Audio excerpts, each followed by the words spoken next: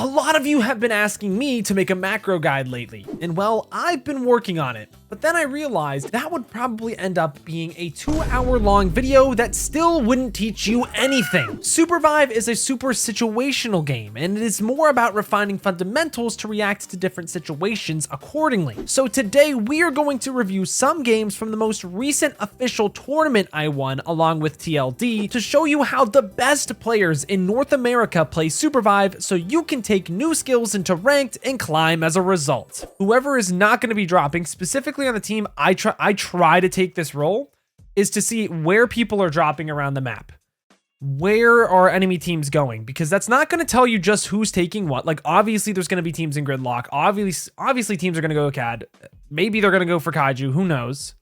But this is going to tell you a lot of different things. It's going to tell you who's getting what, like I said, but it's also going to tell you what part of the map in the late game is going to be more clear. So what you're going to see on this drop, let's actually keep going here, is that, I believe, what is that? 4 teams dropped Cold Fang Keep. That's insane. That's insanity. That means there's only 6 other teams, including my team, in the plane right now, which is going to clear a lot of this upper right-hand side of the map already, just default. That is extremely important things to know because, I mean, a lot of people aren't thinking about it really.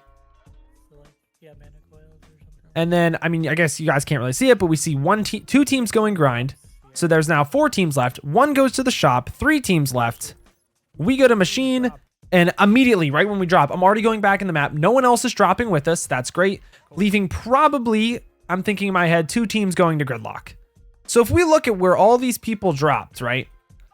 This entire yellow part of the map is completely free. This is good knowledge to have. Maybe we'll go up here, maybe we won't. It depends on where the circle is going to go. But what we will know is that in a later circle, at least this is what I'm thinking, in a later circle of the game, no matter what, this part of the map up this way is going to have less teams. We can bet that it's going to be more of an ISO fight here compared to if we fought on the lower left-hand side of the circle where there were literally more than half of the lobby's worth of teams down there. So that's a very important thing to know, and this is what we took into the late game, which is going to help us take ISO fights, get more power in the mid game. It's so important to do this. I used to think, looking at other people's VODs, that this was dumb, that it was like too much effort, but I will tell you, after finally implementing this into my like thought process in scrims, this is a very big deal that someone needs to be taking account of on your team. So now let's see just like how we go about just like getting stuff early. So the machine drop, sorry, I'm like completely stuttering here. The machine drop gives you 2 armors at the very least from the boss in the middle. That's a very nice thing to know. It's a decent drop location. But I just wanted to highlight how fast we are getting the Vault Hunter's quest and how fast at least one of our teammates, preferably 2, are going to get level 5. So immediately I get Vault Hunters, I start getting onto this vault. It's a very big deal that we get this done early, especially when we want to get really just more map space later in the game. So this is really, really important. You don't really need everyone to help you. As you can see, Mifuyu's already going to probably start pathing over to, what is it, Wraith's Row? Not Wraith's Row. It used to be called like Kaiju Core. What even is it? A Hive? No, what is that place called? Open your map, Paz. Open your map. Why am I forgetting what it's called? It's the place with the big hive double vault. Underrots, yes. Mifuyu immediately start. Wow, I played this game for so long. I'm remembering the old names, the Mandela effect. So as you can see, this is another thing that it's nice to know where people drop, right? We probably didn't really need to hit this UAV. We knew that this Lime team was probably going to be up in Prisma Falls somewhere. But because we know this stuff, right? We can confidently send someone over here because we know where people already are. This is most likely safe. On top of that, it's Celeste. So like realistically, if you get caught out, it's kind of on you. But because we have all this information, when we retained it and someone was on it and someone knew where people were, it accelerates the early game as well. It is overall just a very important thing to know. As we can see though, the vault is already opened. We are currently 1.5 minutes into the game. And Lemur is going to be level 5 on Brawl. This is a very important thing, especially in this meta with how just strong Brawl is in general. But this is super, super helpful and something that a lot of people really need to be taking account of. Now, I do want to go over this first fight. and immediately just like what we think about. So maybe I'll turn up the comms because I think it's important to just show how we're communicating. But this fight's gonna go not like how you would usually see a ranked fight. Somebody used UAV. So immediately we see someone use UAV. We're looking up. Level 5 and it's a high. And here's the thing. It's not immediate like, hey, how do I want to go in this fight? It's not immediate, okay, let's look for an engage like you would in ranked. In ranked, if I see this, I'm still going to look at, wow. I'm not even streaming right now. Thanks for the follow, bro. But like I said, immediately it's not, let's look for engagement. It's, let's assess what they have. Okay, do they have good powers in our head? Is realistically what we're thinking. Like powers and armors, we're just kind of looking at. More importantly, this early in the game, we're looking, what are their levels? We already see 2 level 5s. Specifically, it's going to be their Zeph and probably their Brawl, which it was. And immediately once we figure that out, we also called that there's a Hudson, so we don't want to play in chokes like this. This is not how you usually see us play in ranked. It's usually like, hey, we see a team, let's immediately just start looking for a fight. When ranked gets better and you're playing against better players, you need to assess the situation really quickly. And this is something that doesn't really go said. Like when you watch the best teams play, they're not really telling each other what's going on in their head. Everyone usually assesses it right away. There's no need to comment. But immediately what I'll tell you is we look at this and we're kind of like, do we really need to do anything right now? We can just kind of hold our space. They can't push us. We can't push them, but we already have the vault. So like we are kind of winning the trade right now. It's kind of what we're thinking. I can't really go in on that. They're all level 5. I can like, we can come from side maybe. So realistically, we start to take a more advantageous position. We try to take flank angles against the Hudson. And because of this, the team's like, you know what? We don't even want to try to take this fight. Why don't we just go to a different part of the map and get more loot later? And this is one of the teams that actually was second place that we do see in the later circle as well. They're just gonna look at us perma. We can't really push them. So what we did, we pushed them off. We eventually go back. We get the vault. Because we get 2 vaults, Mifuyu gets power user, meaning that Mifuyu can use powers more frequently, and if Mifuyu dies, doesn't lose the powers. Very important you get 2 vaults, but like I said, this is a prime example of a very good early game that leads to a very strong mid game. So now we're gonna look into this mid game. Skip past all, realistically we just stay here because there's no need to move. We don't really need to do anything else. We have a good spot in zone. We know where people are. We're getting vaults. We're waiting for souls to drop. I think we just play for mob spawns, honestly. Play for mob spawns, get level 6, look for souls, just like I said. But here we go. We're going to hit the UAV very soon, I believe. Dude, you're going grind, we should hit the UAV soon. I believe we do it right when the souls drop. Let's do XP soul. I think we get there. So yeah, this is UAV, I believe. Okay, no. I know where people are. I don't remember. I think we hit UAV earlier. Yeah, we did. We hit UAV earlier. Sorry. So we already know where teams kind of are. We know that this is an ISO fight at the top. The other thing, right, is that do we really need to hit the UAV either? Do we really need to? Are there going to be 4 teams up here? Let's think about it. Probably not, because there were 6 teams down here and like 2 teams over here and 1 team up here.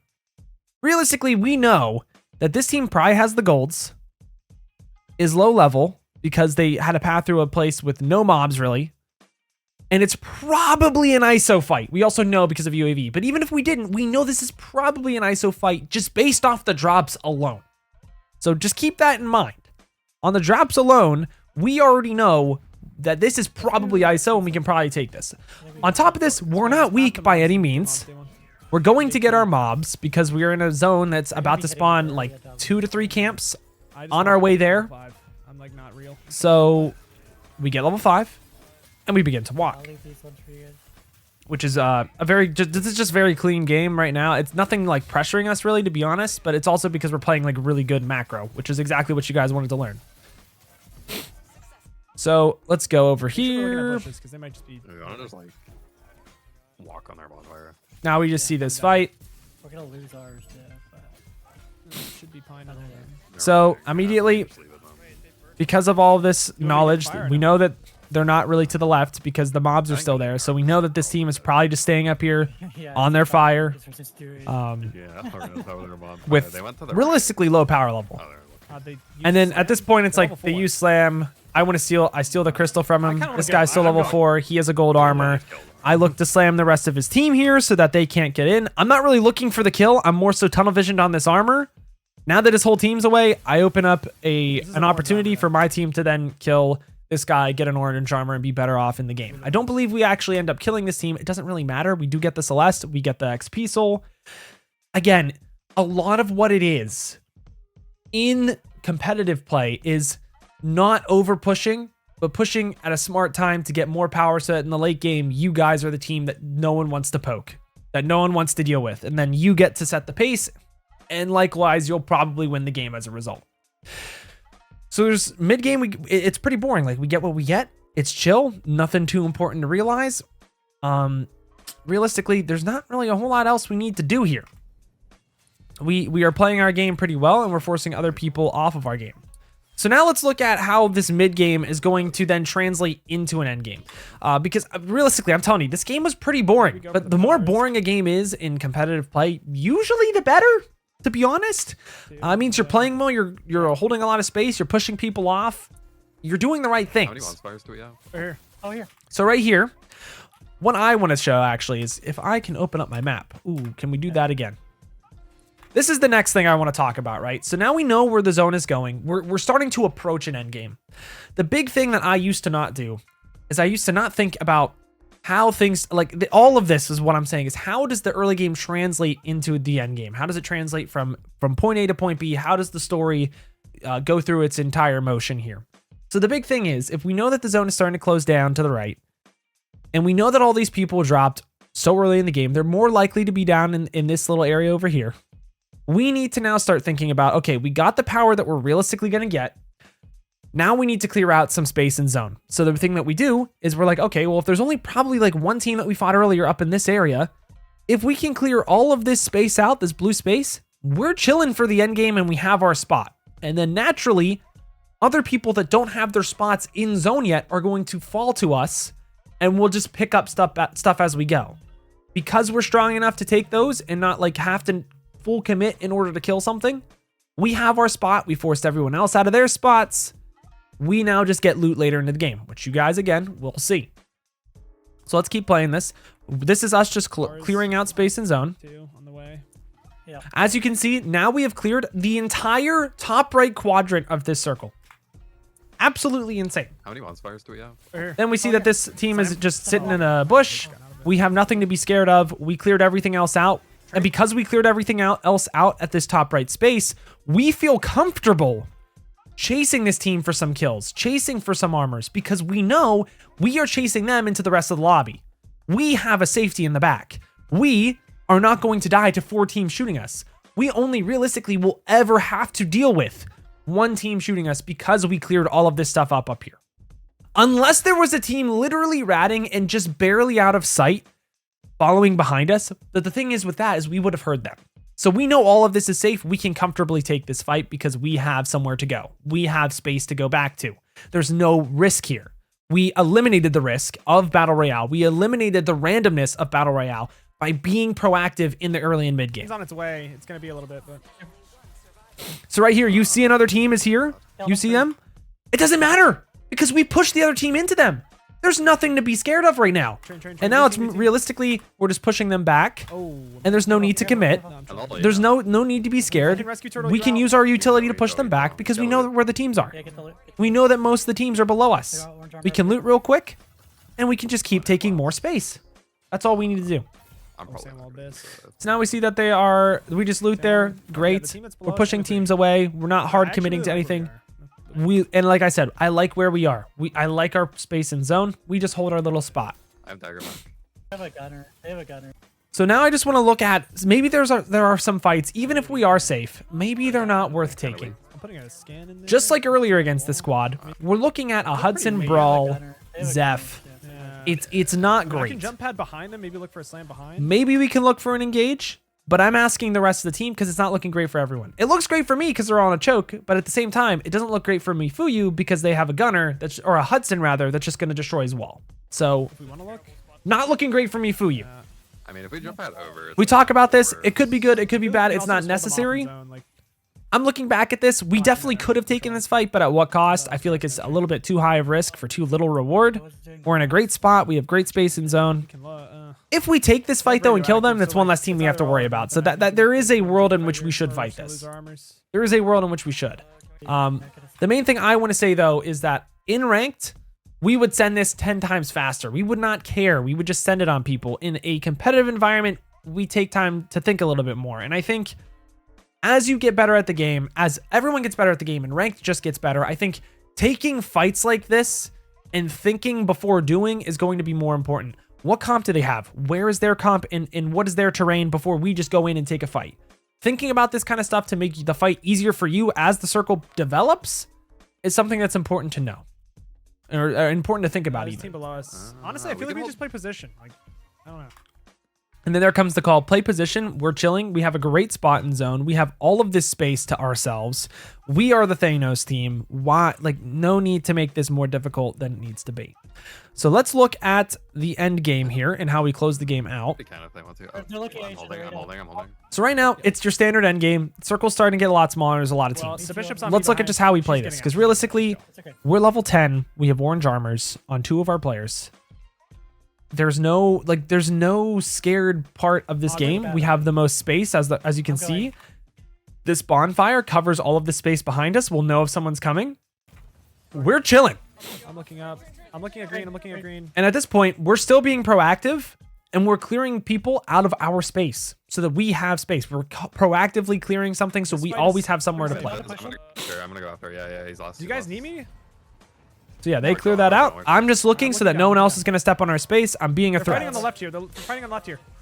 I want to go for KP. We don't need it. We don't need it. We have The big thing, though, that I want to talk about here is you never want to be the team in the middle in the last 3 circles. Or in the last 3 teams in the last circle. Never be the team in the middle. You always want to be in a 1v4 or a 4v4 situation, not a 4v8. Train soon. So there's a lot of times where I'm like, pretty weak. I could just go really hard, right? We could all go on this Jack-o'-lantern guy. He's so free, right? He's one shot at the bottom of the circle. But the problem is, if we go in, what is this team going to do? They're going to take our spot, and now we're in the middle. So the last thing you want to do is be that squad in the very middle. It's not a good place to be. You're Hogs are going. gonna- No, it doesn't even matter how good you are. You will always lose. Try to get the field. So look how we just look and wait for another team to come across and have them be the ones in the middle. I can dagger back too. Yeah. We never engage here. Like, look how nice this engage would be. It'd be so free, but then it's even more free for MC. There's no need to in our game when eventually it'll fall into our hands. I think we should cause some chaos. I do agree with the causing chaos looking call very though. rough right now. But look how we do this. We're not using slam. Just chill. We're not doing anything crazy with our abilities. We're just looking. We're just creating something. Nothing needs to happen there. Nothing needs to be nothing needs to be committed. We are just simply forcing them to move. So now we're in a triangle again, and it's looking rough because if we look where the zone is going, who has the best space? It's the people below us. We are currently the team in the middle.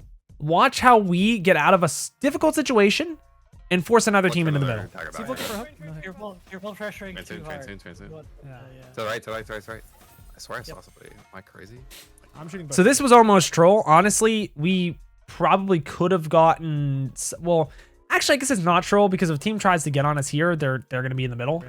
But we did give up a lot of space They that might MC go with possibly mid. could have They might go with taken. Like they could have possibly been standing here and then forcing us out, which would have made our lives much more Yeah, I difficult. think he like. TP'd. They just took too long. We don't have much room in this next circle, by the way. This right here is kind of int. I think if another person comes, I mean, he has dagger, so it's chill. There's no way the hogs get to do this without getting. But that could have been really bad for Weedle if the other team was a little bit more Dagger forward. back. the green's fighting. So here's the mistake I think Green made. Green fighting here is forcing them in the middle. It's forcing them in the middle, which is not ideal. I think there was a better way in which they could have done that, which is how we did Hard. it. We should look. One's dead. So they get forced out. It's chill. No one really dies to anything, but Jack dies to train. Maybe GG. look at Hogs. We also kill one from MC. So that right there, it just made this fight easier than it was already going to really be for us. Careful, another guy. But now look at what we're going to do. We hit this jump pad. In the I'm air. gonna look. They're And we're not going to take this fight with them head on. Instead, what we're going to do is when they start stepping up and being a little too aggressive, we are going to respond with a jump pad behind them. And guess what this is going to do? It's going to force these guys in the middle, and we're going to win the game because of it. They're box resing. Looking for slam. And that's why jump pads, I say in the video, in my videos so often, are so important.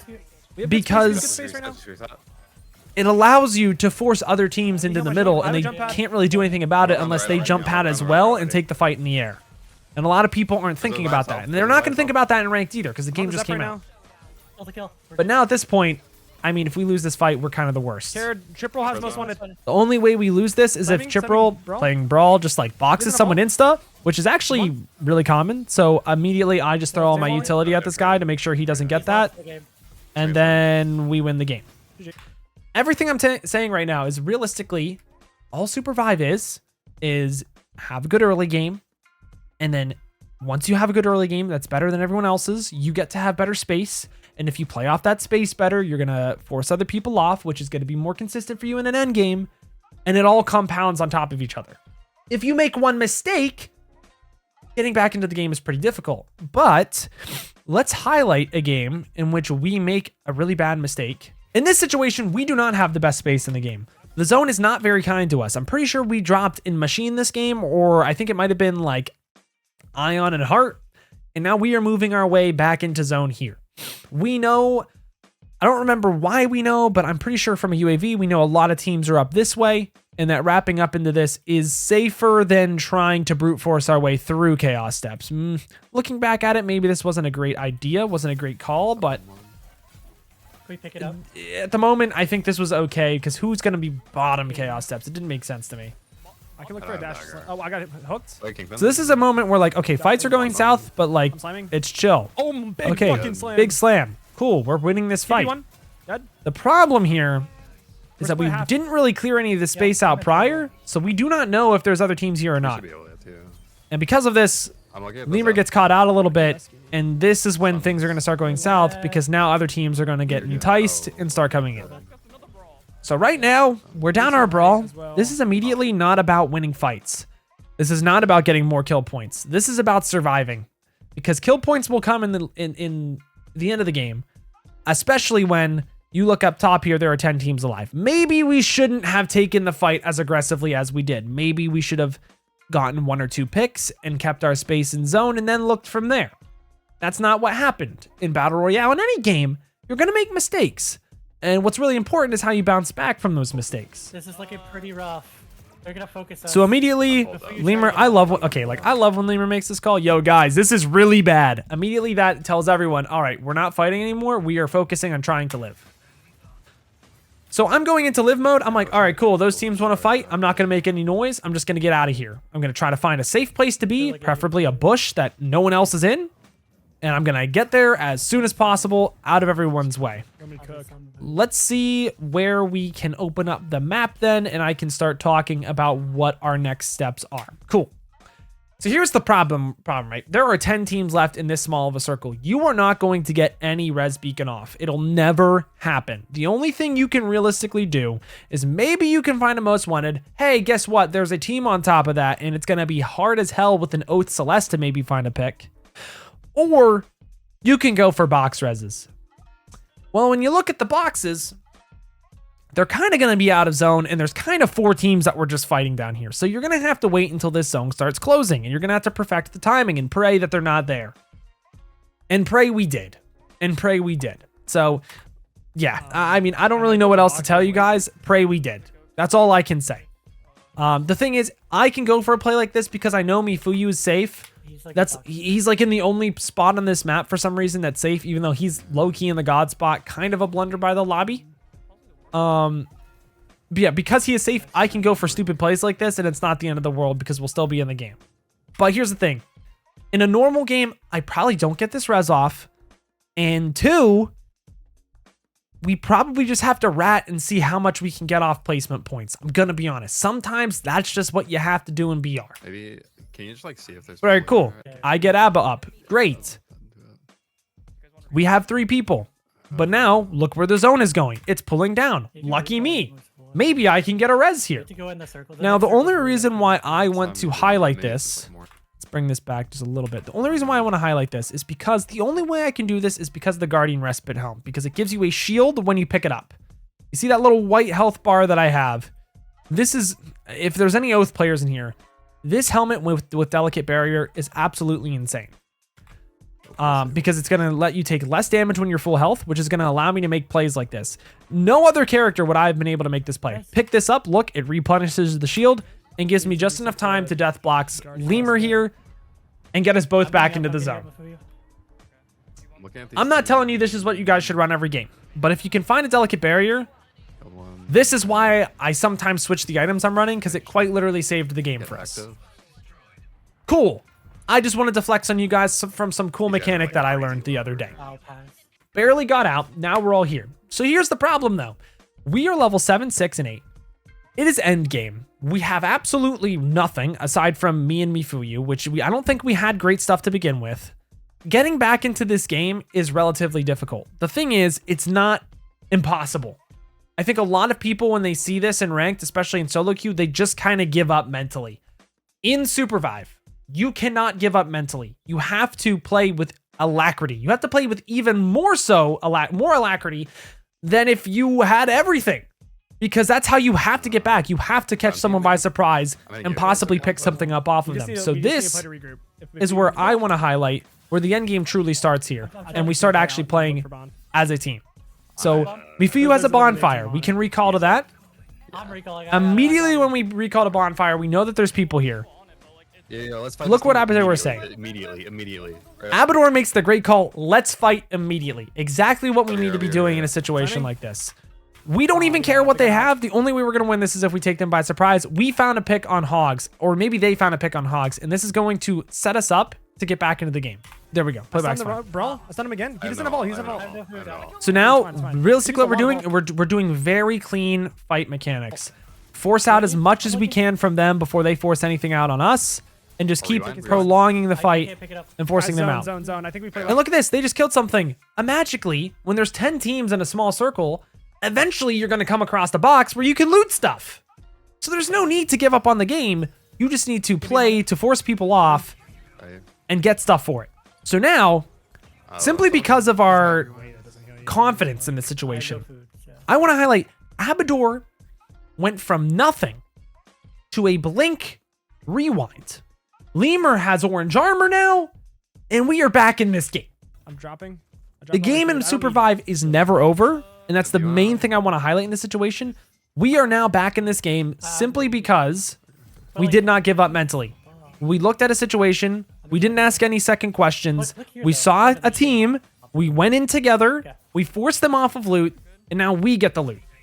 That level of confidence and just solid decision making is what we need in ranked. It's what we need in this kind of environment, because it's going to let you get back into games where you realistically shouldn't be able to get back into games. And now at this point, it's just a matter of time until endgame begins and we start just running teams down. Most wanted over the right. So right here, this is realistically what happens. We're just holding our space again. We have a great spot in zone. We can't really get flanked on from behind. But now the thing is, our backs are to zone. If anyone wants to send it on us, we don't really have an option. So now what we're going to start looking at is how can we get a better space in zone? We know that there's a team below us. We know that there's a team top right above us because they just killed a team here. How are we going to get back into this game? Right too. Yep. Yeah. Do you have no money for bonfire? No. Actually, maybe we should just look. Actually, we'll know if they TP behind us. So now we just... So here's the thing I was talking about the other day. Now that the map is so big, it's so easy to see teams. I now saw that there was a purple team here, light purple, pink team on this circle, and dark purple down here. The zone is pushing back this way, and purple is not holding back here. If we have a jump pad, look how we can now flip from us being possibly in the middle to everyone else is in the middle. We're just simply playing battle royale circles. There's two teams. Two teams behind it. Wait, if we can get past this purple team, like we have crazy good zone. Do we have a jump pad? Yo, I'm fucking down. Lemur says, yo, I'm fucking down. And when someone says that, you just know you got confidence, bro. You just know that you got that. You just got it. So now so here's the thing. We see a most wanted down here. We see that there's a bombing run coming. So if we can all get there in time, this is an ISO fight. We're going to win this because we have that kind of confidence. We have that swag. We have to win this realistically. There's no world in which we can lose this fight. We have to go in and win this fight now. Block the Oath ult. Block the Zeph ult. And okay, I just own this duel here. Air blast into the dash block. Get shit on into the kill. Bam. You just got owned type shit. Best clip I've probably ever hit on Oath, I'm not gonna lie. Yeah. Yeah, the purple team's right here. They have So a look, ton. now we went from 0 to hero with all of this and our space and zone. There's just no way we lose this game. There's just no way. Because we took proactive plays, we did not give up mentally. The other team coming from below. I don't have my ult for 13 seconds. We are chilling. I'm chilling. Okay. No brawl, no brawl. This was a little bit of a scary situation because we probably could have gotten third from below, but we know that both of these other teams are down players, so they're not really looking. 20 They seconds should on be my ult, 20 looking, seconds on my ult. but they're not. They're in a They're real in the fucked storm. spot. They're like getting fucked. They're getting pushed. Like, this team probably should have pushed us up. This team also, Team also has has most wanted. There's a Maybe GA in push this a box little. if we need it I think later. push a little. Because I think we went a Yeah, little bit I'm too in, hard I'm in. there. Both stunned. They're just in the they're in they're the dead. best. They're dead. Something I really liked about this, Come back, come and back. something I've learned, is you don't really want to because you don't want to hard commit on a team in this situation if you don't need to. I could have ulted them there and it would have been really good, but in late game situations, if you use your ult, then you don't have it for the third party. If you can get away with just going in and air blasting them and you're gonna kill too, there's no need to use your ult. I think that's a really important skill that He's people one need to on start top. learning. Look north, look north. He's one up top. He's one up top. Because imagine if this pink team, when this pink team comes in, now I have slam whenever I My need, life. if I need I'm to. going last. I'm going last. Yeah, Reset. Sure, we got resets, but imagine if that guy got out. Stack me. Imagine if that guy got out. I'm in there, These I'm in guys there, want to I'm in there. push. I still have my slam. Got each done. Honestly, Mifuyu thought that was troll. I thought that was actually really good because now they can't leave. I thought it was good. Full left, full left, full left. And now we just played circle really well. We played together really well. We get Resets. the reset off of that guy that was last. And like I said, 0 to hero. I'm 0 to fucking hero. owning this fucking whatever this is. I don't know. And then you keep the energy up as well. So again, something I really want to show you guys is just realistically, not even show you guys, but just remind you is that everything in SUPERVIVE, it comes from the start. It's from the very beginning. You want to drop, you want to know where people are dropping as well. It's going to tell you so much about how this game is going to play out. You want to get Vault Hunters, you want to get someone level 5 early, and then you want to start running this lobby and running space. In ranked, it is about getting kills. When you see a team, just kill them. Drop the hot zone every game. Just get as much RP as possible. In a comp game, get as much space as possible. The more space you have, the more kills that will be given to you later in the game because better players are not going to die right away in this game. It's too easy to res early in the map. You do not need to get your kills all early. What you need to get is your loot so that you can take fights comfortably later. So that's the main lesson I hope you guys got out of this. I know this might have been a little bit of a longer video. I apologize for that. I will try to cut this up so it's maybe a little bit less than 30 minutes, but no promises. It's probably going to be more than that. If you guys like this type of content, let me know. I'm not sure if we're going to keep doing this on this channel. We also might do it on my alternate channel, Paz Plays, that'll probably get renamed to Paz 2. So make sure you subscribe to that. It'll be in the description and probably on screen as well on the top right-hand side of your screen. Make sure you sub to that. That'll be where I probably end up posting VODs and gameplay in the future. But I know enough people on this channel have been asking, so I figured, you know what, why not? Why not teach you guys the important macro that you guys need to know, because that's what's really going to take you from being an okay player that can click some buttons to someone that's clicking some buttons with authority, clicking buttons with reasoning behind it. So I appreciate you guys all for watching this. If you have any other content ideas that you want to get out on this channel, I'm more than willing to help you guys out. Thank you for another follow offline. You guys are absolutely crazy. But yeah, but until next time, I've got to peace out and Paz out. I'll see you in the next one.